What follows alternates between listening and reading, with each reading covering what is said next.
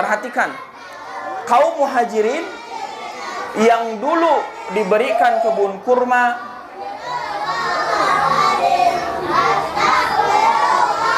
oleh orang-orang Ansor, saat memiliki sebagian lahan di Khaybar, mereka kembalikan itu kebun kurma kepada kaum Ansor. Artinya apa, Tete Ibu? Artinya tidak seperti kita.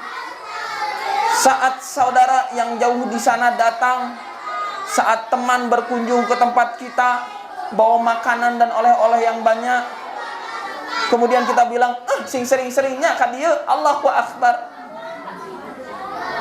Basa-basi macam apa itu? Tidak penting itu basa-basinya. Tidak, saya tidak sedang curhat. Ini sedang berusaha memperbaiki kondisi kita. Maka ada orang datang ke tempat kita, berikan hadiah yang lebih baik lagi untuk mereka bawa pulang. Sehingga saat mereka berkunjung ke tempat kita pun mereka merasa senang.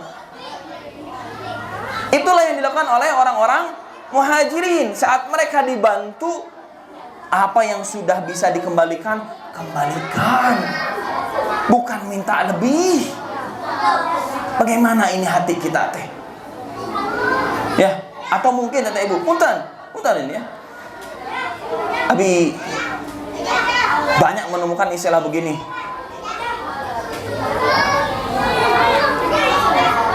Kumacenah masih hana sakeretek dongkapna sabeus. Gitu. Istilah-istilah yang tidak harus keluar dari ucapan kaum muslimin. Itu nggak perlu kayak gitu tadi. Ya. Maka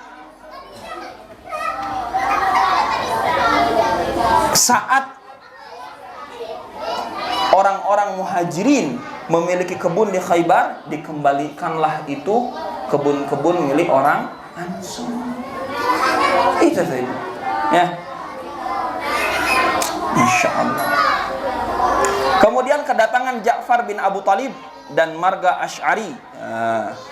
Pada peperangan ini datang kepada Rasulullah SAW sepupunya, yaitu Ja'far bin Abu Talib atau saudaranya Ali bin Abi Thalib, bersama rekan-rekannya dan orang-orang dari marga Asy'ari, yaitu Abu Musa dan sahabat-sahabatnya.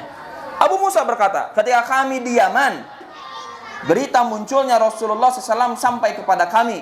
Kami pun, aku dan 50 orang saudara-saudara dari margaku berangkat berhijrah meninggalkan Yaman menuju Rasulullah SAW. Kami berlayar, tetapi perahu mendamparkan kami di Habasyah, di Ethiopia, yang diperintah oleh An-Najasyi.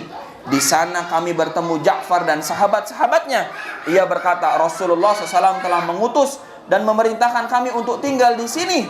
Maka tinggallah kalian bersama kami. Maka kami pun tinggal bersamanya sampai kami datang dan bertemu Rasulullah SAW waktu penaklukan Khaybar. Rasulullah SAW pun memberi bagian kepada kami. Beliau hanya memberi bagian kepada yang turut serta bersamanya saja, dan tidak kepada yang absen saat penaklukan Khaybar, kecuali kepada kami dan Ja'far beserta sahabat-sahabatnya. Beliau memberikan bagian kepada semuanya. Jadi Ibu, Nabi tidak melupakan sahabatnya yang lama. Kan Ja'far itu berhijrah ke Habasyah. Kemudian Abu Musa al-Asy'ari ini, mereka pun akhirnya terdampar di Habasyah bersama Ja'far, dan baru bisa menemui Nabi. Artinya banyak kesulitan yang mereka rasakan, Ibu. Dan kalau banyak kemudahan mah menemui Nabi segera. Baru menemui Nabi setelah Nabi 7 tahun hijrah. Bayangkan nanti, Ibu. Lihat bagaimana kesulitan yang dihadapi oleh mereka. Dan Nabi tidak melupakan orang-orang yang membantunya dari kalangan terdahulu.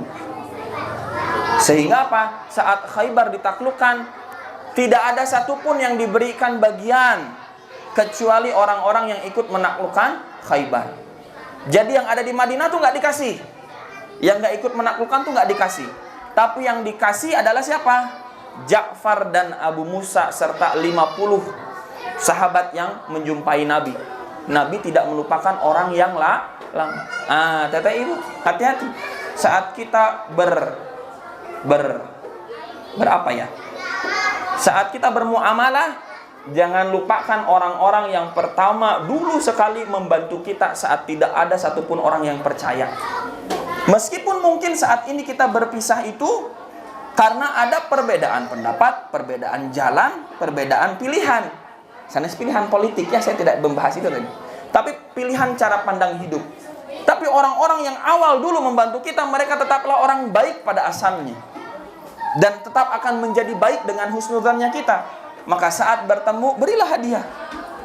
Berilah semua kebaikan yang kita rasakan hari ini.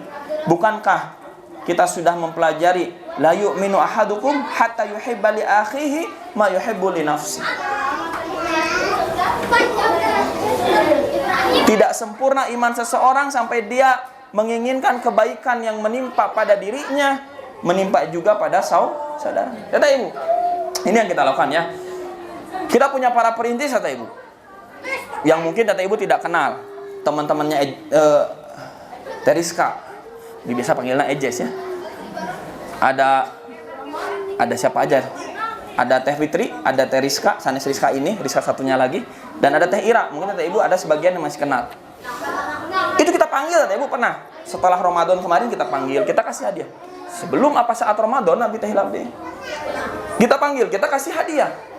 Besar, untuk kita besar ya hadiahnya. Besar, sebesar kemampuan kita besar. Gitu, Teh Ibu. Dan itulah yang harus kita lakukan. Kenapa saat kita berpisah, berbeda cara ambil, cara pandang, pilihan yang kita ambil, kenapa kita harus saling melupakan kebaikan yang lama? Ingatlah kebaikan orang gitu.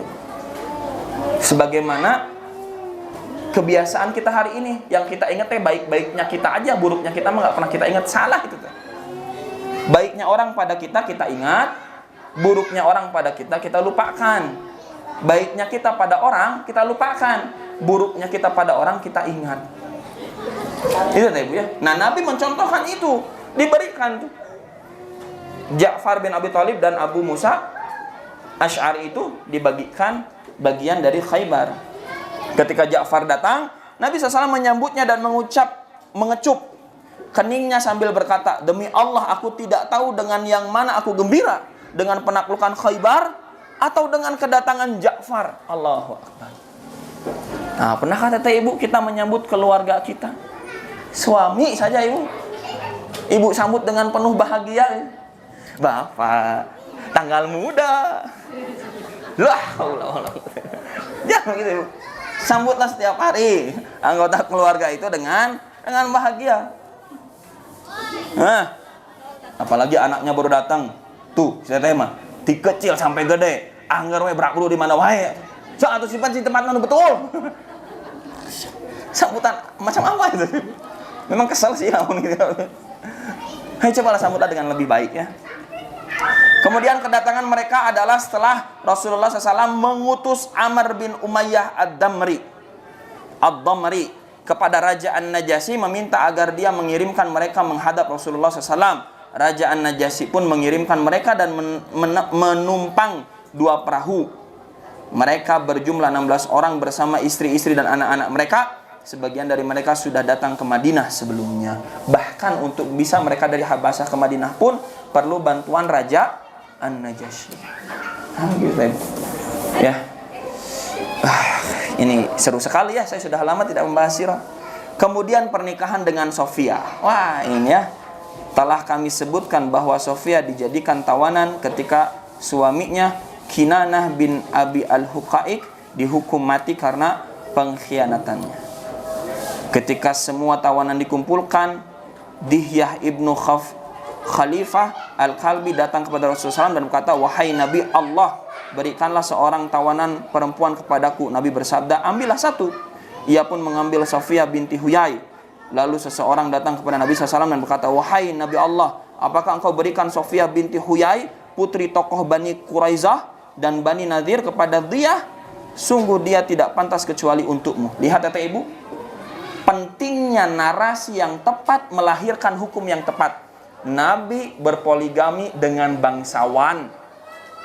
Itu. Nabi jadi begitu. Karena berkembangnya apa? Nabi menikahi janda, nenek tua. Itu. Nabi menikahi bangsawan. Itu. Betul kan? Menikahi bangsawan. Maka Nabi berpoligami dengan anak atau mantan istri bangsawan. Nah, ini kalimat yang benar. Betul statusnya janda, betul mereka tua, tapi jangan dihilangkan kebangsawanannya. Itu tadi Ibu ya. Nanti kita lanjutkan tentang Sofiyah binti Huyai yang akan dinikahi Nabi. Itu saja. Subhanakallahumma wa bihamdika